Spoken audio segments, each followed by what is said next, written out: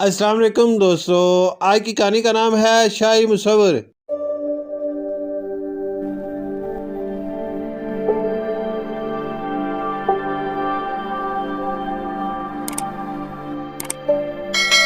کسی ملک کا بادشاہ جسمانی طور سے معذور تھا۔ اس کی صرف ایک ٹانگ اور ایک آنکھ تھی، لیکن ذہنی طور پر وہ انتہائی چاقو چوبند اور ذہین تھا، جس کی وجہ سے اس کی رعایا خوشحال زندگی گزار رہی تھی۔ اس کی سب سے بڑی خصوصیت یہ تھی کہ سلطنت کا بادشاہ ہوتے ہوئے بھی سادہ زندگی بسر کرتا تھا۔ وہ ضرورت مندوں کے تمام مسائل فوری طور پر حل کرتا تھا۔ ایک روز بادشاہ کے دل میں خیال آیا کہ کیوں نہ میں اپنی اچھی سی تصویر بنا کر دربار میں لگواؤں۔ اس نے یہ خیال اپنے وزیروں اور مشیروں کے سامنے پیش کیا تو انہوں نے اس کی تائید کی۔ پھر کیا تھا، بادشاہ کے حکم سے تمام ملکی اور بیرونی ممالک سے مصوروں کو بادشاہ کی تصویر بنانے کے لیے مدعو کیا گیا۔ دنیا بھر سے مصور انعام اکرام کی لالچ میں بادشاہ کے دربار میں پہنچے۔ اس نے بڑے دربار میں اپنی اکلوتی ٹانگ پر کھڑے ہو کر اعلان کیا کہ تمام مصوروں میں سے جس کی بنائی ہوئی تصویر سب سے اچھی ہوگی، اس کی تصویر کو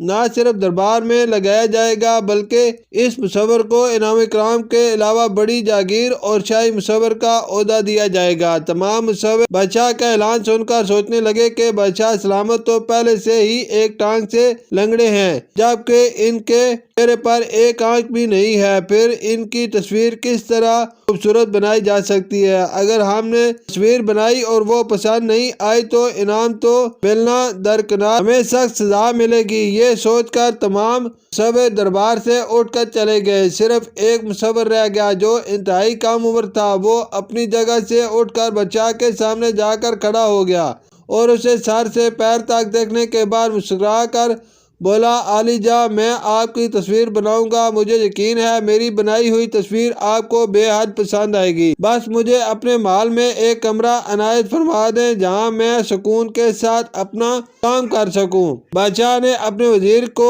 حکم دیا کہ مصور کے رہنے کے لیے محل کے بڑے کمرے میں انتظام کیا جائے۔ رہائش کا انتظام ہونے کے بعد مصور بادشاہ کی تصویر بنانے میں مصروف ہو گیا۔ دن رات کی محنت سے جب تصویر بن کر تیار ہو گئی تو وہ بادشاہ کے حضور حاضر ہوا اور بتایا کہ حضور والا، آپ کی تصویر تیار ہے۔ کل میں دربار میں اس کی نقاب کشائی کرنا چاہتا ہوں تاکہ آپ کے تمام وزیر، مشیر، جاگیر، نواب اور امراء میری بنائی ہوئی تصویر کو دیکھیں۔ دوسرے روز دربار کھچا کھچ بھرا تھا۔ مصور بھی ایک بڑے کپڑے میں لپیٹی تصویر لیے دربار میں موجود تھا۔ سب کی نظریں تصویر دیکھنے کے لیے بےتاب تھیں۔ مصور نے بادشاہ سے اجازت طلب کر کے تصویر سے کپڑا ہٹایا تو دربار میں موجود ہر شخص دنگ رہ گیا۔ بادشاہ نے جب اپنی تصویر دیکھی تو وہ خوشی سے جھوم اٹھا۔ اس نے آگے بڑھ کر مصور کو گلے لگا لیا۔ مصور نے دکھایا تھا بادشاہ ایک پیر موڑ کر زمین پر بیٹھا ہے، دونوں